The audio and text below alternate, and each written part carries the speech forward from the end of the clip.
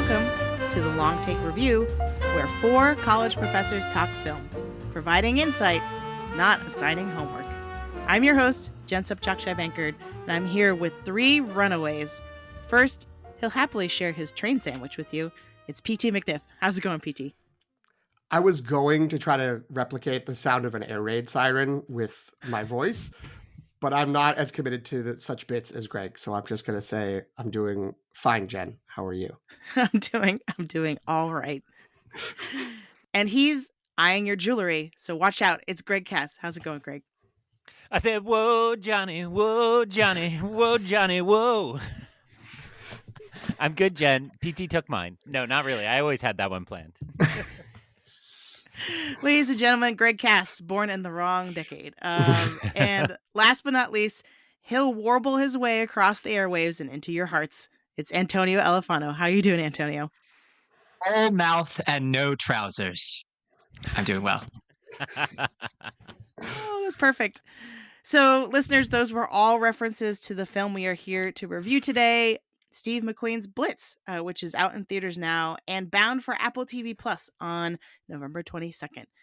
The World War II drama takes viewers on an odyssey with George, a young boy whose mother decides to send him to the English countryside in order to protect him from the nightly bombings in 1940 London.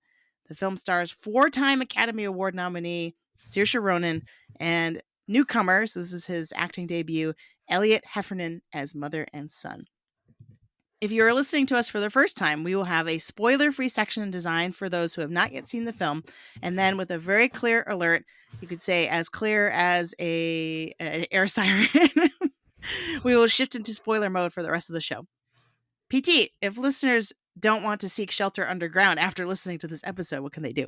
When they emerge from their local tube station, they are welcome to follow the Long Take Review wherever they get their podcasts. We host the feed on Jen's Substack at thelongtake.substack.com. You can also find us on Spotify, Apple Podcasts, Overcast, YouTube, and many more places. You can also follow us on Instagram and Threads at the Long Take Review. And on Letterboxd, the account is at LTRpod. And or you can search for the hashtag LTRpod to see what each of us individually have been watching. Jen? Thanks, PT. So we're going to start, as usual, with the short take. What was everybody's general reaction to Blitz? Greg, you saw this the most recently, so why don't you kick us off? Sure. I was deferring with pure British politeness to my 2 colleagues. I really enjoyed Blitz. So I would say this is very clearly a case of if you picked up the VHS box and read the back, you are not getting any surprises from what you think this is, right? It's the exact kind of, you read the plot summary and this is what it's going to be. But I will say I found myself kind of gobsmacked. We're supposed to work in British slang, Jen. That's what the instructions were. Okay, so I was pretty gobsmacked at a couple sequences in this in ways that I wouldn't say were wholly unexpected, but really shifted me to the edge of my seat. I really enjoy, this moment in world history. I'm very much a history dad these days. I'm the one who told you to watch Boys in the Boat with your dad, and nobody did, but I told you to. And so I do think it is kind of right down the middle of like just a really well done, let's talk about the Blitz, let's talk about this kind of fascinating moment. And though it has certainly some of the constructedness that you feel in this kind of old-fashioned form, I was fine with it. And it's kind of like, yeah, that's part of the price of admission. You're like, yeah, well, one kid really does all this in one night or however long this movie takes place in, spoiler free.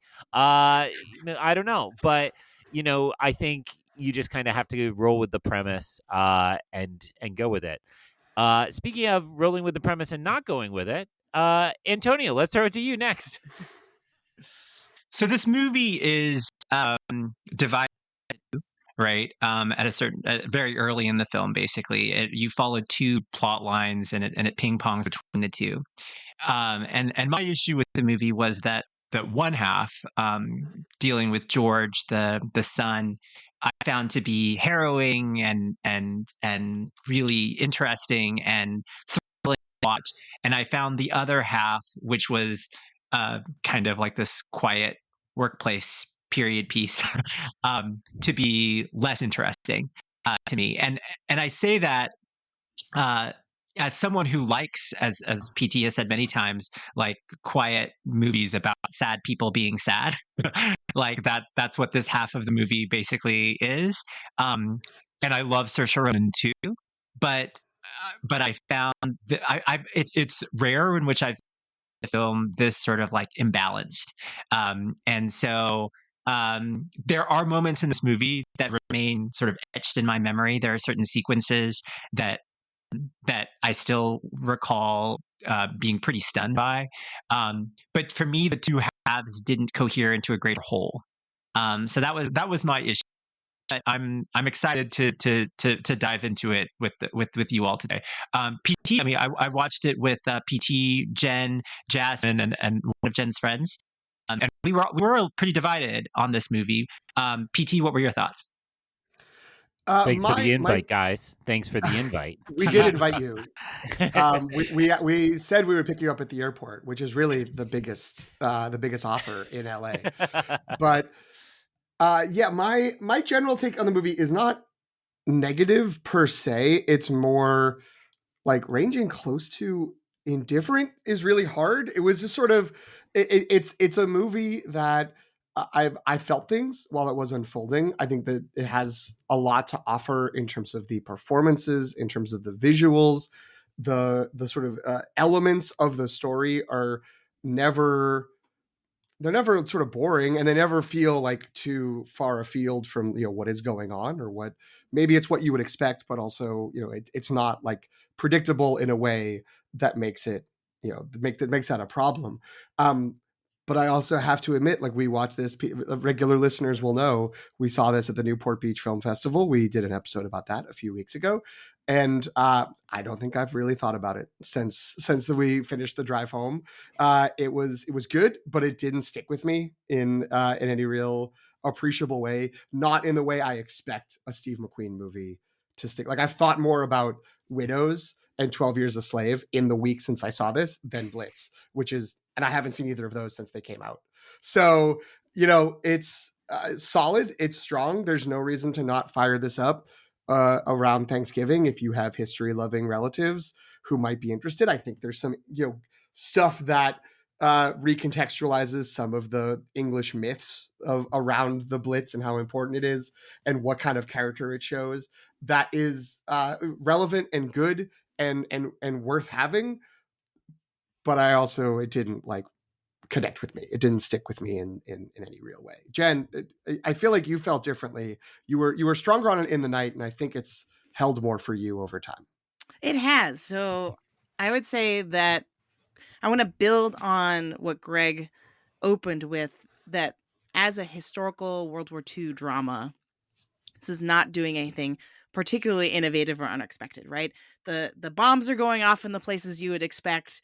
The period costumes look exactly the way you would expect. I mean, like it checks kind of all those standard boxes for a movie about anything related to World War II, with the exception for me of sort of the multitude of perspectives through which we get this story. And something that I, on the night, sort of walked away from being like, wow, like, sure, that was pretty like old fashioned and sort of standard, but the characters that they were focusing on are ones that historically have not been included in World War II films. And so, the idea that George is half black and like his blackness throughout the story is a big plot point, or like at least it influences the plot in many ways. And part of his arc as a character has to do with his identity and how he views himself and the people around him.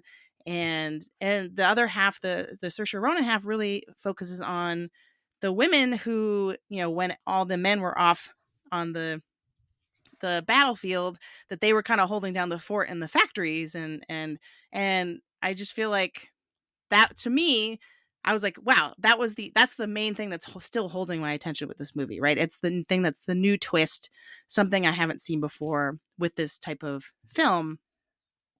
And then I went and listened to, I think it's the DGA podcast.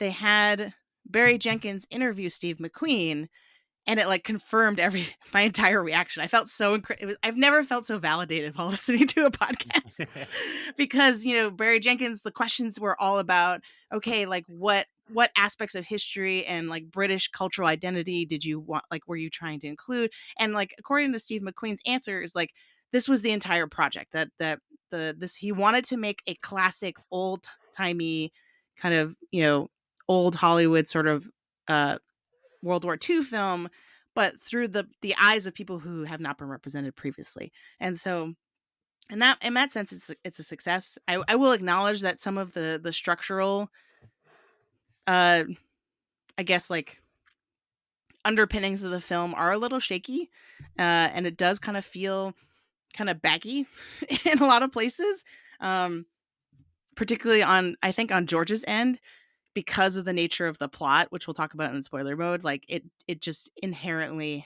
has its limitations in terms of the type of story it's going to be telling. So I acknowledge that it's not like a perfect movie. It's not a home run by any means, but for me, at least, it was doing something interesting enough that I really liked it. So I guess who else is going to like this film other than me and Greg? Let's move into the recommendation algorithm, in which we establish the audience of a film. So, I mean, the two questions I had in here, but you're welcome to throw in any other recommendation algorithm thoughts. How much is this going to be for the History Channel dads or the people who are just like, I love me some World War II content, right? And then also, how might we manage the expectations of those who are big fans of Steve McQueen as a director? I mean, I think that the History Channel dads are right there in the target market for this, but I also think there's the potential that they're going to be like, what? Like, this isn't, like, I don't understand. Which may be more, and the things that I was reading about this in the immediate aftermath of seeing it before I stopped thinking about it was talking about how, especially how this might play in England, and that, I don't think this is, based on what you were saying, Jen, I don't think this is giving too much away anything in spoiler mode, that it is about a young Black child and about a woman, that's not the usual story. Like, the stories are usually about the Blitz are usually told from like the soldiers' perspective, the leaders, Winston Churchill, the people like, in charge, and there's maybe some like regular folk who have to deal with it, but whatever. And that this is the sort of inroads into the story of the Blitz from these perspectives might undermine some of the happier myths that the history dads may have about just like strong British character and who they're thinking about when they think of strong British character.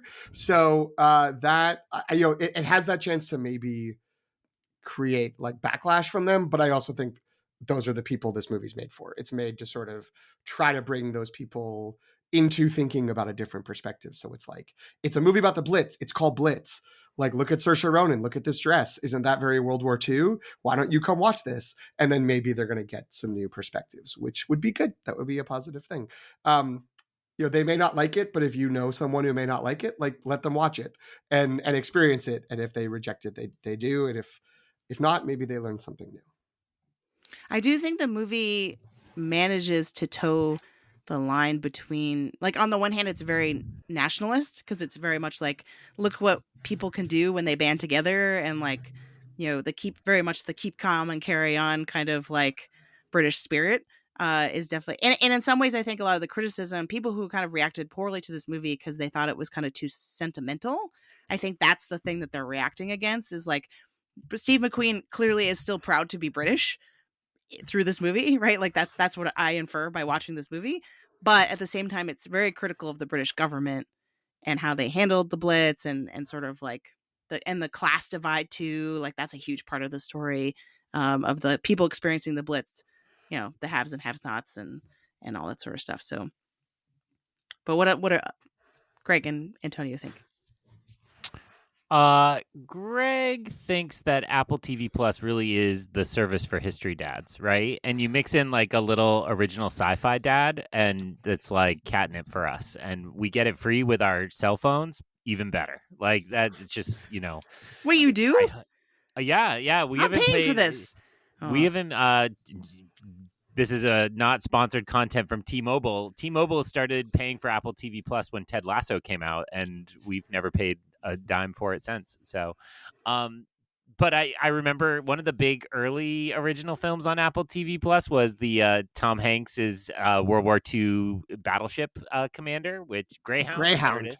Yeah. Which wasn't bad. I mean, it's a good movie. It's latter day Tom Hanks, so your mileage may vary, but it's not here.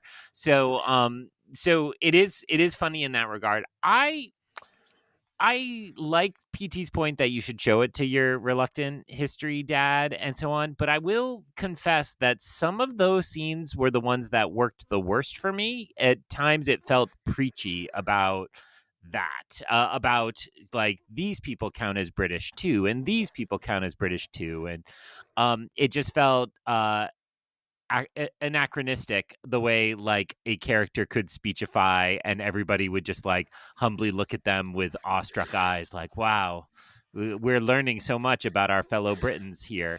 But look, after post Brexit, like, shove that message down their British throats with their, fish and chips, because and their mashed peas. Nobody likes those.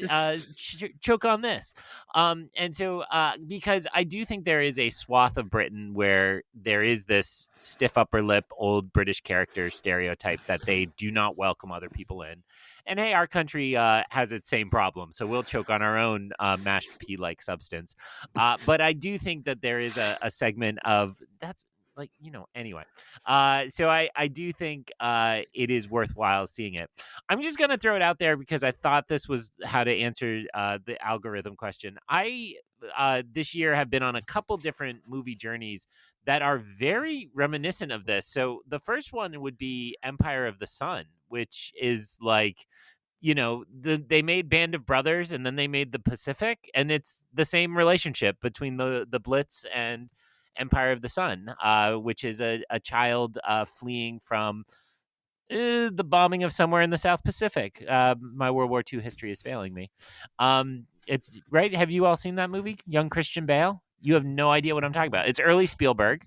It's Christian Bale as a wee British boy, and his family is separated in the kind of tragedies unfolding in colonial Britain, and he goes on a quixotic journey filled with World War II history until something happens at the end. And then the second one, which is more a spiritual successor, is this again, not sponsored content. Letterboxd has this fantastic thing when you're a member where you can put things on your watch list and you get a little email when it goes on a service you own. And I got a little email this week that said, hey, the personal history of David Copperfield, starring one Dev Patel, star of Monkey Man, is now available on Hulu. And so my wife and I, and actually my 9-year-old, were deeply invested this week in David Copperfield and really enjoying that version of this. And it very much has that same spirit of, say, like a Hamilton. Scandal noted about scuttlebutt crimes Lin-Manuel Miranda committed, where Hamilton tells an American story with a contemporary American cast, right? Different mixed races and all the kind of not colorblind casting, but deliberately cast. And I think a lot of that spirit is alive in the David Copperfield adaptation, where they're really not sticking to traditional old white British people and really playing with who gets to be in that movie. And the kind of, the journey George goes on to is just purely Dickensian. And so the fact that they shared a lot of DNA, I was like, oh, I'm spending a lot of time with wee British boys having adventures. And, Tilda Swinton was in David Copperfield, which is always a plus. Peter Capaldi, Jen loves the Doctor. And so I know that is near and dear to your heart. So I enjoyed both those movies this year. And I thought this had a lot of DNA with both of those. So if those are things people like, I say go for it. I just want to note it's mushy peas. Nope, not the way I do it. Not in this house, not in this country. not in America. I didn't throw tea in the harbor just to have mushy peas. I have mashed peas, sir. Antonio, what do you think for the recommendation algorithm and or pea substances. British food stereotypes. You know, everything that Jen said about what the ambitions of the film are and how they're laudable, and I don't disagree with any of that. Like all of those things are what make this film worth looking at. Because anytime that I hear like War II film, I immediately anticipate like certain like battlefield moments and the soldier's perspective, and it takes a lot for me to get excited about seeing that kind of movie again. So I wasn't. I was definitely on board with the ambitions of them. There was just something about the execution of it along the way that left me a little bit cold. I agree. I think ultimately it's still like worthwhile that I saw it, but I think compared to Steve McQueen's past works, 12 Years a Slave is a masterpiece. I think Widows is an underrated, excellent thriller. Shame, I don't love Shame as much, but it was definitely memorable. So I'm not a History Channel dad. My father-in-law is, and he's always recommending like old like Ronald Reagan movies for me to watch, and I'm like, yeah, probably not going to watch that. But I will happily recommend this to him, and I think that he'll have a good time with it. And I think that all of the things that make it novel and that make it a worthy project will be discussions that I'll be happy to participate in.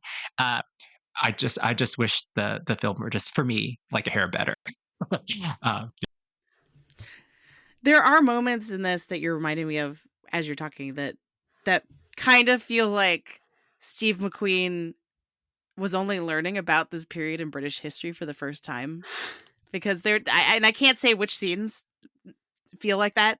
But there's and for me, I'm a sucker for that, because there seems like that to me is like there's a genuine enthusiasm and curiosity from the artist, right? It's just that if you've know anything about certain aspects of this period in history, like some of the scenes that I think are supposed to be kind of revelatory are kind of like, yeah, we know. Like I've seen a bunch of other World War II movies before. All right.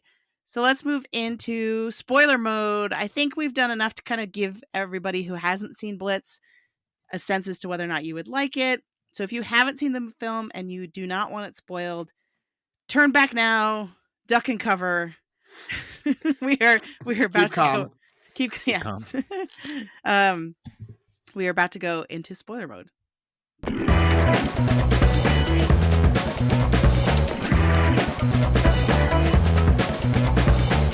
Really the energy of the movie. All right, so I was kind of racking my brain about like what's the most spoilery spoiler, but I do feel like a big dramatic, and I came up kind of empty-handed, which maybe is a problem. It's not that poor kid in the train. Oof. I mean, that was pretty shocking, but that happened so early on in the film. Mm-hmm. I was really, the child endangerment stakes were set pretty high from the start. I didn't think this was the kind of movie that would show that, to be honest, until that moment. And then I was like, oh no, well, what does this mean? And the answer was nothing. I guess. I don't know. I mean, except that you could say it set the stakes to be like, well, this movie will kill a kid. Like, what if our main kid, he could get killed too? Which I never really believed, but that seemed to be the reason why. Right. And it was also like the only white person who was nice to him for no reason in the whole movie. Right. So I don't know where to go from here. Yeah, I don't either. So, but to me, the sort of most climactic scene in a lot of ways, in terms of what it revealed about the backstory of Rita and by association George, was the flashback to when her husband got deported. Right. So he gets in a very racially charged fight with a bunch of guys outside the jazz club. I'm now realizing that during recommendation algorithm, I should have said I'm a huge sucker for anything jazz age or jazz related. If you've ever wondered why our intro music makes us sound like NPR, that's why. It's because I actually like jazz a lot. But I feel like that seemed to be a big moment, a big context that we were then supposed to kind of re-see the whole story, the present timeline of the Blitz through. What did you make of that? Did that actually change your perception of the story at all at that point in the movie? It's an open question that we wonder from the beginning as to where George's father is and what and how how this all sort of how this domestic situation sort of panned out. I had worried that he'd perhaps died. Um, Given some of the context of the movie leading into it, it wasn't surprising that this revelation came about. So in terms of how it helped, how it sort of my read of the movie and my read of the characters, one I think that one thing that the film does very effectively is show sort of how unnatural it is to separate a parent and a child, and how unbearable that separation is. Um, and this moment that where we get this backstory, it goes with the moments where George is being bullied for his race. I think it's earlier in the film when that happens. And then he runs to his mother and his grandfather, who ask him, what happened. And as children often do when they're faced with something like this, he refuses to say, right? And for me, like, that had some resonance for me, because I think there's only so long when you can shield children from sort of the realities of the world, right?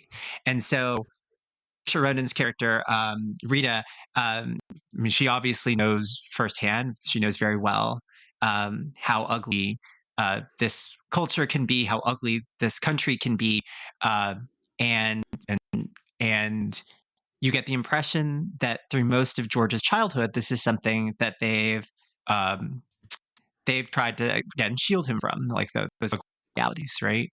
And um, so here, we see that at a certain point, the frailties of society will reveal themselves to those children, and how children, choose to grapple with them and deal with them often happens separate and apart from their parents, right? Because they know how to articulate um, that pain and that feeling of alienation and that shame, and that's a really difficult thing. That to me was one of the point, like, threads of the film. What do you all think? I would agree. I thought the moment that you mentioned that George is getting bullied for his race and gets called a black bastard, and it's so striking a moment because you see it kind of puncture him, and it's literally true, right? Like, he's literally left without a father from circumstances, and that certainly made me feel like, because that was before the revelation about what happened to his father, that the father had absconded or had been killed. So I will pair all of that with then this moment of connection he feels with Ife, I believe is the pronunciation used in the movie, who is a patrolman for the kind of domestic service that is enforcing the blackout and patrolling to make sure the streets are empty, and finds George at one point and shows him great kindness, and it felt very genuine, the connection those two characters had, and the fact that George was seeking a father figure and seeking somebody of his own race who could help him understand. And this is one of the many moments where he says, like, he's trying to figure out if he counts as black, essentially, and decides he is black, right? Decides he will own that label because that means a lot. So that was very powerful to me. Those two moments paired, that he would be so punctured by being called black and then own his blackness because he was inspired by Ife and this is where we get, like, I can only defend this movie so far. Like, the fact he's called Love and is like showing him love. It's like, okay, we get it. So I do think some of that is a little heavily managed, but the power of it comes to me from George's performance, and I'll certainly let you two answer the question, but I never doubted this little boy for a second, and that's a huge achievement in a child actor. I write off child actors very quickly because they're usually very bad, and I thought George was pretty incredible, or the child playing George was pretty incredible, and I never questioned and in these moments the kind of seriousness behind his eyes, and that to me is where all the Harry Potter children failed, all of them, just all the way down, all of them, because they were always just kind of this surface level, and I really felt like this actor managed to portray that more deeply. So I thought that kept me really engrossed in his storyline. Antonio mentioned it. I would love to get behind him for award season because I do think I have trouble imagining.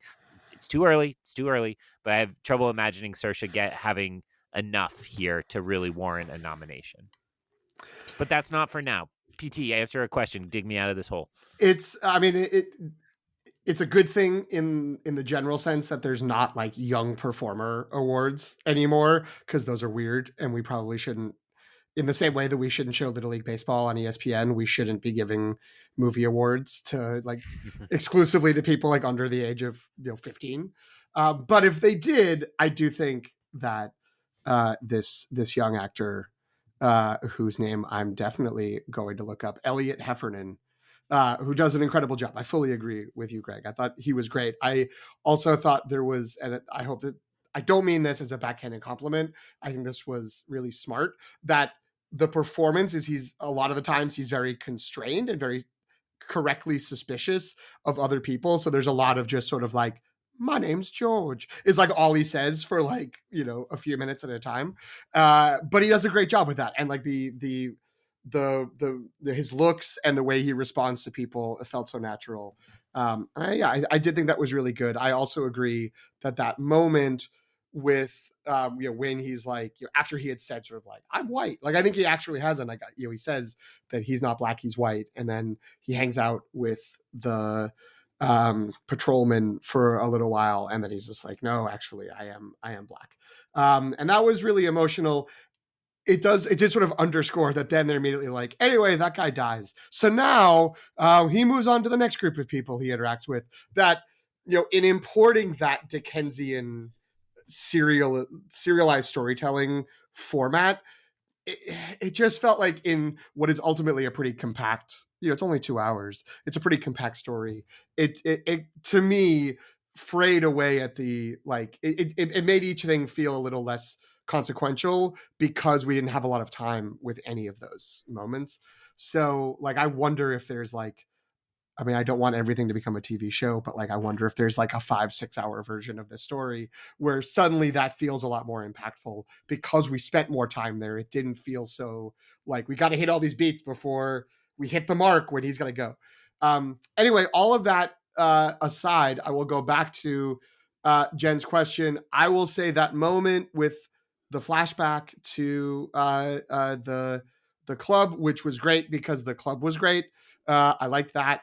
I think that it did underscore the idea of exclusion in British society and sort of like who's in, who's out was like central to the lives of these two people, and that like the father / partner for Saoirse Ronan's character was looked at as an outsider and was not included. And it's not that he died, it's not that he went off to war and he's fighting somewhere, it's not that like he just pieced out when she got pregnant, but this thing happened. I will note that one of Jasmine's biggest complaints about this movie is she felt that she read that scene as, here's an instance where there's this couple who they both have to be aware that they're in a not fully accepted relationship and the dynamic of it. And as soon as trouble starts, the guy is like, okay, sorry, we gotta go. And that Saoirse Ronan is the one who's like, I'm gonna stay and escalate this. And so she was like, it's entirely her fault that he leaves. Like, he knew what needed to be done, and she was like so arrogant that like thought she could like stay and do this fight like by herself or get him into this fight. So like, it's entirely her fault. Like, And she never takes any responsibility for that. That instead she just goes around like moping all the time about like, oh, I'm stuck with this thing. And she's like, it was your fault. So like, and she also thinks that's true for other things that happened in the movie, that like, there's a lot of Saoirse Ronan's character, Rita. There's a lot of Rita, like, you know, being sad for herself when it was her active choices that led to these situations. So she was not down with Rita as a character. She was the enemy of the movie, not counting, you know, the Nazis, who were the real enemy, who were bombing. Just because you gave me the opportunity, A24 in their infinite glory put the Y2K trailer right ahead of this. So I did have tub thumping, I get knocked down, but I get up again, stuck in my head for like the first hour of Blitz. So nice. It totally works. Well, so it's hard to argue back against Jasmine's take on Rita. I'm finding now that I'm racking, I'm like desperate in my brain right now to be like, what can I say to defend her? But all I can come up with is like, one of my favorite aspects of this film was how the use of music very seamlessly ties the different storylines together. Like when George is with Rita and his grandfather, and they're playing I think it's Ain't Misbehaving or something. Like they're playing something at the piano, right? And then when we go to those flashbacks, right, we go to a jazz club and we sort of see like, and so like the only defense of Rita I would ever be able to come up with, and it's very weak, is like that the movie does a good job of portraying how jazz culture sort of created this sort of progressive bubble around the people who were in it, in the sense of like they were all in it for the music and the dancing and the arts, right? And maybe that naively shielded the Rita character. So when she was actually faced with the outside world, right, then she didn't know how to handle it, and didn't know how they were supposed to be kind of deferent to the white men and to the police. And like, so she's too idealistic because of the experience that she's had in the kind of jazz subculture in London, right? But I really like that connective tissue where it's like, and she's the one, she's singing on the radio show, right? Like it felt like a nice connective tissue. And then we see the really perverse version of it when we basically go into Oliver Twist mode in the one section with the when George gets like kidnapped and used as like a tiny street urchin to steal things. So yeah, a real thing that happens in this movie, for anyone who hung around into the spoiler section without seeing it, that is actually like 15 minutes of this movie is a street urchin sequence. But the actual like meaningful thing I think you can take away from that scene, minus the Oliver Twist street urchin vibe, is the frozen in time, like super decadent party, because you sort of see the Blitz through those people's, like, that they were partying without a care, right? And that they thought they were kind of untouchable because of their wealth, and that they were not. The Blitz came for everyone. That was the most stunning. That's the image that will stay with me from this movie, is them looking up, and then the ruins of them, and then them through that. Like I did not enjoy this what we're calling the street urchin section of the film, except I did think that was an incredible sequence. Yeah, I agree. Yeah, it's really well shot, well staged, and yeah, chilling, and like very much in the like Titanic kind of way. You know what I mean? It's like it's the violin quartet in Titanic. So I was going to do exactly what Antonio did and say one of my things I said in the opening was that there were some truly jaw-dropping, gobsmacking sequences in this, and so I was also going to identify that as mine, and I really loved the before part of the jazz club, because you got this like bravura camera movement, like it was one of those times, oneers have become two of the moment. But it was one of those times where I was like deep into it, like 3 or 4 minutes in. I'm like, oh, this has been a oneer for a very long time. And it wasn't the whole sequence. But certainly when it chased the waiter back behind the stage into the kitchen and came back out. And I thought that was, to me, just absolutely stunning. And then my opening alluded to the singer in that moment, and then the way the piano tinkled still with the "Whoa Johnny" as they were pulling watches and rings off the corpses and so on, I thought was, again, it's what you kind of expect. It's not like this is groundbreaking, but it was a very evocative version of what that can be. So even though you both already answered that that's your sequence, what other sequences are you all remembering as like standouts from this movie? It's hard to resist the power of the sort of towards the end, the big underground scene, right? Where George is sort of like huddled in the train tracks with all the other people, and then the water comes in. Like it is a very, like, again, the drama of it very standard, right? But execution of it is still very good. Like, and I was still very worried for all involved. Like, it had me. The scenes where there's tons of people huddled underground, I would say that the sequences where Rita is kind of like she decides to kind of go help people who are injured, and you kind of we sort of meet this, like, I'm having a hard time categorizing this without being it's sort of like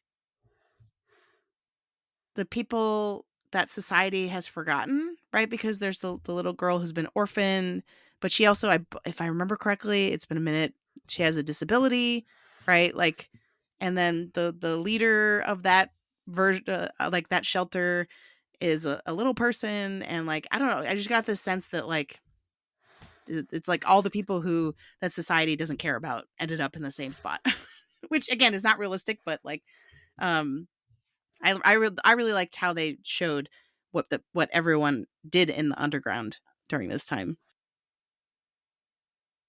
The Rhetorical sourpusses are not volunteering I know. It's fine. sequences. I'm being very rough. honest with you. I do not remember any. He doesn't other remember. sequence from this movie. Again, I'm sorry, it did not stick. It was like The, I remember her singing, and then the protest at the end of it, like when she's singing in front of her fellow factory workers on the BBC radio. I wouldn't call that like a Bravo sequence, but I remember that, and like I thought they did a good job of like her being like not great at first and then getting better as the sequence went on. But like, yeah, I don't know. I do recall feeling it is a much like more strongly directed movie. Like it had more flourishes than I had thought it would going in when I had heard this is a kind of very staid, boring, the least Steve McQueen movies of all of Steve McQueen's movies. I was like, no, he's clearly got he's executing his stuff here. But none of it like seemed to really, again, like I don't know, like, but like the to what end of all of it felt like it was in the times when it like everything kind of stopped for a character to explain what the meaning was to another character, and then for everything to reset and another sequence to begin, and then that would be explained by the end of that, and then we would move on. And that's so the actual like visual panache of it doesn't stick with me as having like, oh, what a meaningful sequence that was. Because like, yeah, I do think the one that I would recall would be that like Warner through the jazz club, but that's also like all characters we don't meet, all characters we do not know, and we don't like have any names, we don't know anything about them, and they just become fodder for the worst sequence of the movie, which is the urchin sequence, to be like a time for them to be like, pilfered by these people. So it's like, okay, yeah, that was a good scene, but like it doesn't like stand out as like something I'll put on my favorite scenes of the year list. Earlier, I had alluded to. I'm hearing from the listeners. Boo, hiss, hiss, boo, boo, Yeah. boo. How are they getting this live? That's incredible. No, I think what they're saying is Blitz ? Because they've already forgotten the movie exists. Oh wow.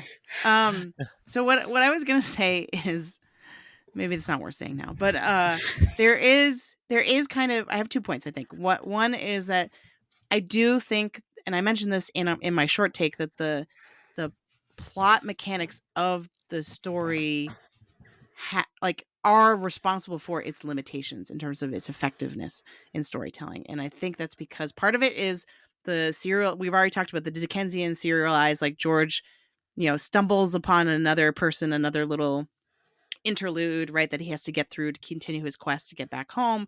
And then it's also this idea of like, yes, we are anchored in Rita and George, but the film is also trying to kind of do this kind of comprehensive representing all the people, everyone's perspective, right? And so inevitably it diffuses, I think, the narrative focus a little bit, because we're hopping around between, here are the we're really harping on this, but like, here are the like street urchin thieves, right? Here are the people who are trying to collect all the children to send them on the train. Here are all the people who are trying to stand up for people's rights during this time, and like are taking more of a political thing. Like, here's like 10 minutes featuring these two families from two very different cultures and religions who are having a tiff over like a bed sheet, right? And like 10 that minutes. doesn't involve. That was like 30 seconds. I don't know. You all, I don't know. I'm quitting this podcast. But I'm just trying to understand where their reaction is coming from, because like for me, like I liked that. To me, but I also like Dickens, right? Like I think I like the idea of I think in my Letterboxd review I referred to, there's this phrase if you study Victorian novels,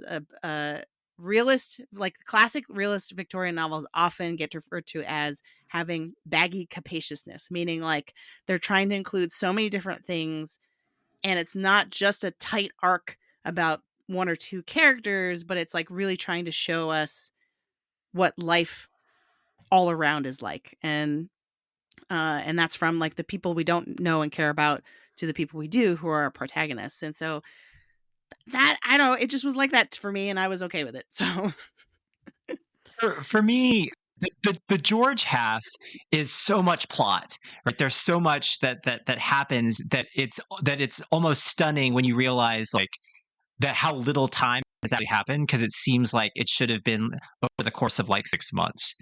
And then on the other side of it, like I think there's a lot of like texture then culminates in, I think PT, I think quite rightly is saying, and Greg too admits, is like there's a lot of like on the nose sort of speechifying that's not great, I think, and because in terms of sort of like the visuals and the what I take away from the Rita half of the movie, I remember the red jacket, like the vibrant red jacket that like the shade of red show up in movies. And then I remember Harris Dickinson's character lurking around lovingly and weirdly, and being puzzled as to like what he's doing, or when he's going to factor into like the actual plot of it, and the real end that like he's not like he's there, he looks nice, and whatever.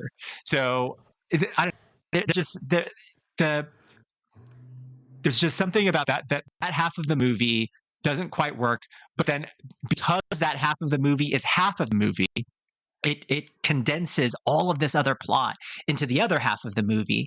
So I think that instead of working in concert, they actually serve to diminish one another, unfortunately. I will admit that the Harris Dickinson factor is my one thing where I'm like, what? Clearly he's left over from a longer cut of the movie. You know what I mean? Like, because I kept being like, well, what's the deal with his character? It seems like he's supposed to be important, and then we just never learn anything about him in a way that I found very frustrating, where I was like, but they should just cut him out of the movie altogether if he was not going to be anything. Like, you know what I mean? Can I interject with a question? Probably for the lady on the call, but maybe for the gentleman, I won't presume. Who is Harris Dickinson, and why do we care? I don't know. like everybody's like, oh, he's wasted. I'm like, who is this guy? I've never seen him before in my life. He didn't stand out to me. The Triangle of Sadness. And the Iron Claw disrespect here is what's happening. Sorry. I mean, never I've saw seen that both movie. those movies, but I don't remember being like, wow, this guy, he's got it. I would hate to see him wasted in half of a plot with Saoirse Ronan. To be fair, a lot of it has to do with a movie that hasn't come out yet called Baby Girl, in which he stars as a sexy intern with Nicole Kidman. Also attached to this film when I saw it was the trailer for Baby Girl, and the teenager I was sitting next to was not impressed. With I will contend that the pushback, maybe there is pushback from people who are like upset that it isn't, this actor didn't have enough to do, but I do feel like even if this was that person's debut performance, there would be like, what's up with the guy who's either like the very nice, loving, like, you know, wannabe boyfriend or the weird stalker? We don't know. It could go either way, but like he's just always around and is set up to be someone who's going to be an important character later in the movie. And then that never happens. And I think Jen's right that there is like a 2.5, 3 hour version of this movie that has some sort of culminating moment for him, but it got washed away in the edit. But it just feels like this character is being positioned as someone who will have more to do, and then he never does. Because I didn't really think of it as I need Harris Dickerson to step up. Like, what are we doing? But I did think this guy, who I vaguely recognized, was going to do something.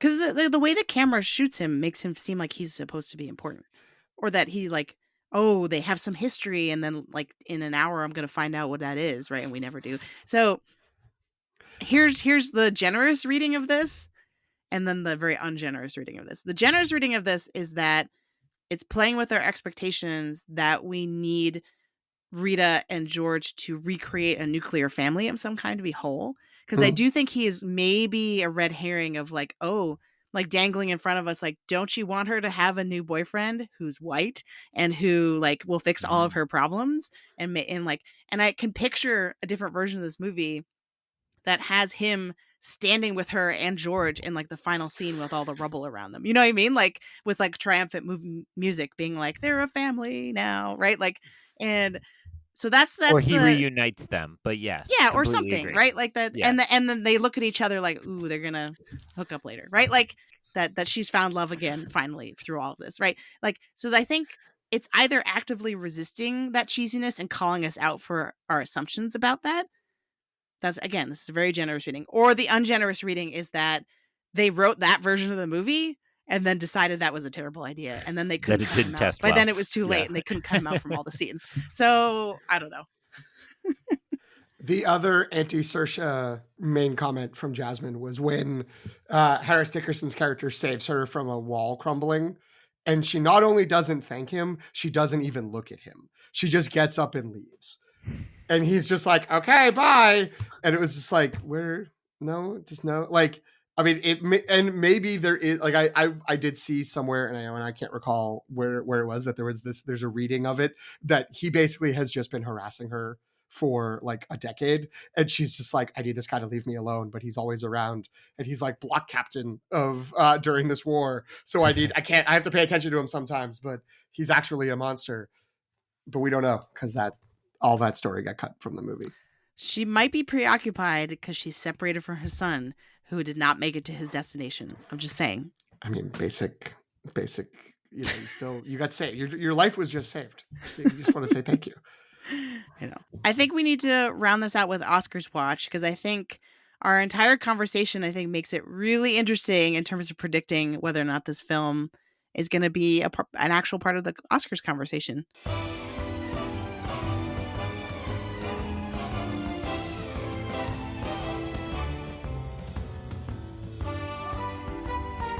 So I think this had early Oscar buzz by virtue of just the type of movie that it is. At least for me, I was like, oh, this seems like Oscar bait to the max. Like, it's a World War II movie. It's got child endangerment. Saoirse Ronan is in it. Like, how can this go wrong? But the buzz, I think, has considerably cooled. Whether or not that's because of the actual movie or because of the release, we can debate. But I mean, do you think this is still in the Oscar conversation at this point?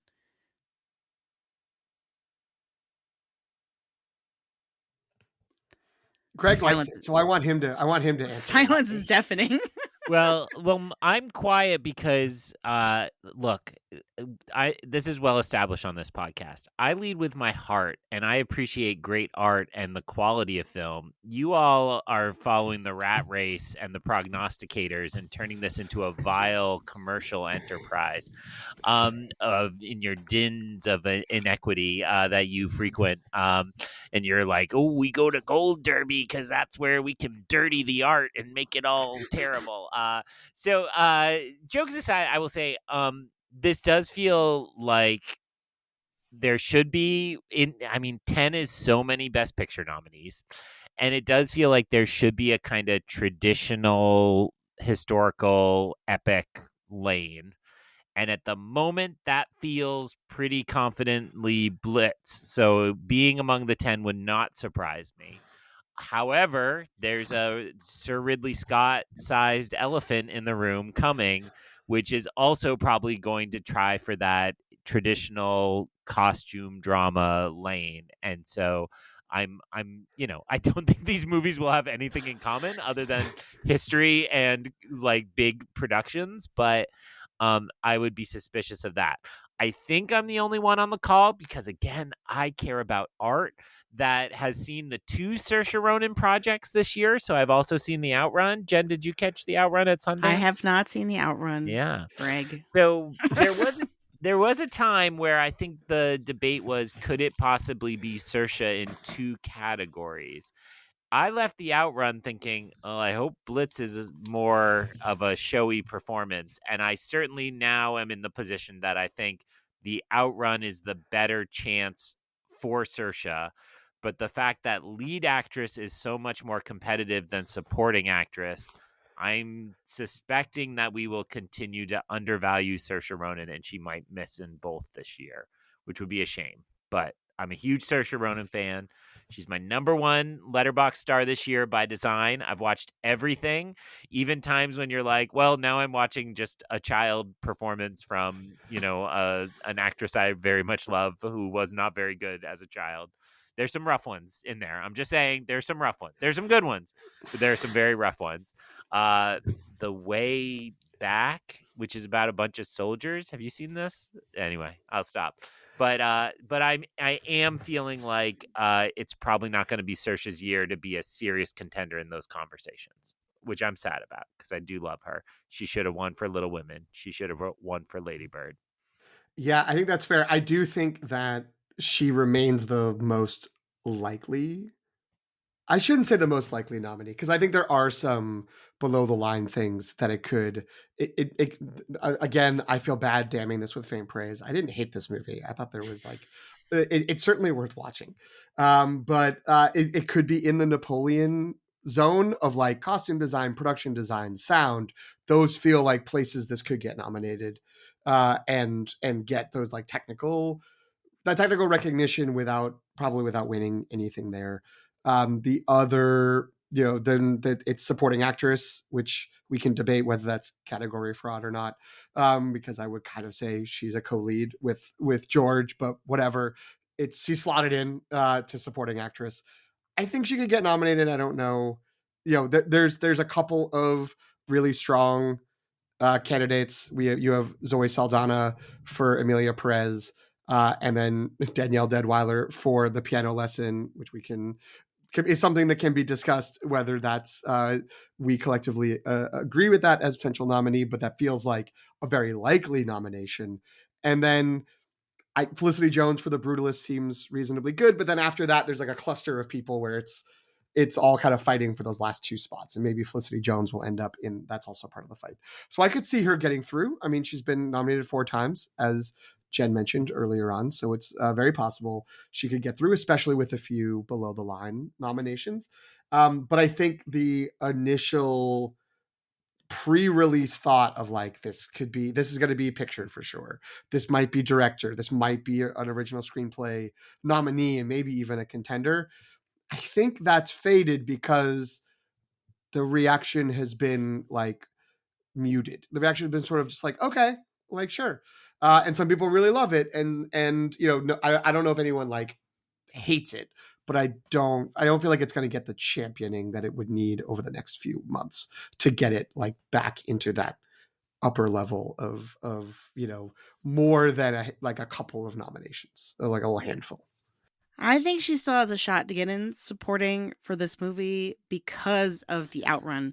Like if she's getting bumped out of Best Actress, I think people who really like her performance in the Outrun weirdly are more likely to vote for her in supporting for Blitz. Like, so I think if that actress is too crowded, even if there isn't as much passion behind her performance in this, I still have heard a bunch of people say, "Oh, but she's really good," right? Like even if they're not that high on the movie, and I think that's true for like. So I think it could still all come out in the wash, sort of like, and then she still pops up. But I would agree that that's probably the most likely nomination for this movie at this point. I feel like it's harder and harder to piece together the path to Best Picture, because to be in Best Picture, unless it's like one of those weird, like unless it is the like lone screenplay, maybe screenplay and supporting actress, and that's it, and then somehow it's still in Best Picture, it still needs a kind of a better path. It needs more nominations basically to get in. So I'm more skeptical than before, but it might be one of those things where like people's expectations of it from an Oscar standpoint have been lowered so much that when it still pops up on nomination morning, people are going to be like, huh, Blitz. Like this happened with Nightmare Alley a few years ago, where people were like, yeah, that's not getting in. Nobody was really excited about that movie when it came out. And then it ended up in Best Picture, and people are like, huh, like, so it did get in here. That's weird. So it could be one of those. I do think there's much more room in supporting actress. I think people are now even saying Ariana Grande from Wicked. I know I'm now a Wicked truther, as as PT says, and I'm going to be obnoxious always mentioning Wicked. But a lot of people have now seen that movie, like critics and press screenings and stuff like that, and people are saying that she is the most likely nomination for that movie. And so, it heats up a little bit, but there is space. Like if Isabella Rossellini is like in contention and she's in her movie for like 2 minutes, like that tells you that the category is a little bit open. Can I just ask a clarifying question? Does Ariana Grande, is she eligible, or do they have to give it to Kristen Chenoweth because it's just an impression? Wow. Well, so Greg, if you paid attention to the press and promotional materials for this film, you would know that Kristen Chenoweth has known Ariana Grande since she was 10 years old, and they've talked about her taking on this role and trying to make it her own. That actually is like the one clip of Kristen Chenoweth that keeps going around the internet, where she's like, I told her, you're going to pay homage to my performance no matter what, but you need to make it your own. So we'll see. I mean, you might still be right. Have you seen that trailer? She is just doing a straight up impression. I mean, I'm sorry. I'm trying to warm to your Wicked ways. Hey, but I do think we should question that narrative. Rami Malek won Best Actor for just doing a Freddie Mercury impression. We can get a Best Supporting Actress nomination for someone doing a Kristen Chenoweth impression. I think the argument is Wicked, it will be like Barbie, and if Ryan Gosling could get in for a comedic performance in Barbie, Ariana Grande can get in for giving a comedic performance in Wicked. Can I just want to note, having done exactly what Greg accused me of doing, which is going to Gold Derby and doing a quick little run through of the categories. I will note the odds for it are quite long, but not quite 100 to 1. But there is an original song from this movie that's in the top 10 on Gold Derby for original song. I'm aiming this question to Antonio. Antonio, do you want to guess what the name of the song was? That I don't think any of us remember. But do you want to guess, based on things that you say about this movie, what do you think the song would be about? Yeah, I have no idea, PT. What is it? It is called Winter Coat. It's a song about the red coat. Well, that's what she sings on the radio. That makes sense. So yeah, I said, your point Johnny, is right. Whoa, Johnny. Sorry, I'll stop. All right. Did anyone else have any last Oscar thoughts? Otherwise, I think we've beat this film up enough. Even I, who really liked it, ended up. I don't know how you lured me into criticizing this movie. I feel like I've been tricked. Nazis. I mean, I do want to end, but again, by saying like it isn't bad. Like, this isn't like a disaster. It isn't like, oh gosh, you shouldn't watch this. I mean, I don't want to speak for Antonio, but like, I mean, I felt emotions watching this movie. It's very well crafted. I think that it's something that is, like anyone with the remotest interest in it should check it out. But I certainly, when we discussed these movies for what's coming down the road, I had higher hopes for this after Steve McQueen's earlier movies. I think maybe we should note before we close it up, Jen, this was your first round hype draft pick. It was 2024. How are you feeling about this movie after your hype levels? After we just talked about its fading Oscar prospects, not great from that perspective, but in terms of, I actually still really liked it. Good. So I think from personal satisfaction, it would still rank pretty high. Good. It's one of those things where like, I knew this type of movie I was going to like it kind of no matter what. And that turned out to be true. Everyone deserves a Kinds of Kindness instead of a Megalopolis, to Greg's point. Oh, where, well, I mean, I wish Greg loved that movie. I wish Greg was like, you know what, though? Whatever. It was great. Wait, no. Kinds of Kindness came out this year? I remember? missed that. Oh, boy. Where's that in this conversation about Oscars? That's just crazy. We're just waiting for Jesse Plemons to rise up in that, get that 5th supporting actor slot, and everyone's going to be so surprised. Yeah. I'll believe it when I see him get nominated at the Globes. And then we'll talk. But anyway, the Globes will put him in lead. I think it says a lot that we spend most of the Oscars watch for this movie talking about other movies and other actors.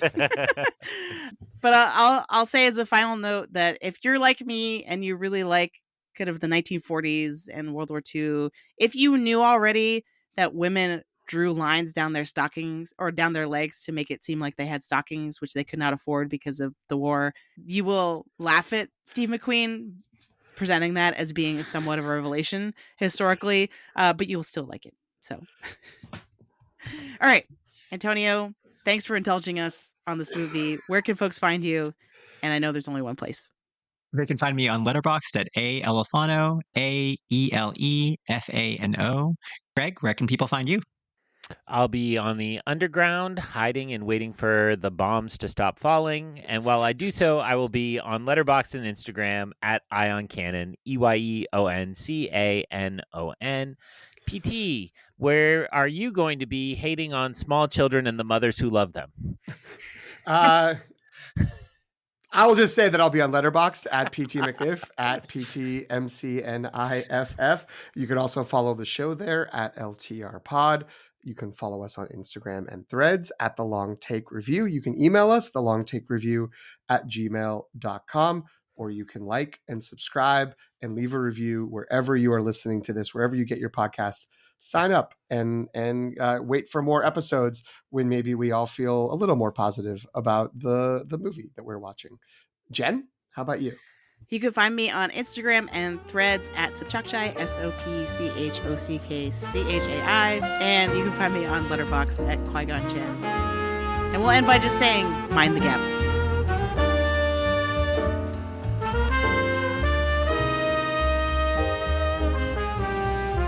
Thanks for listening.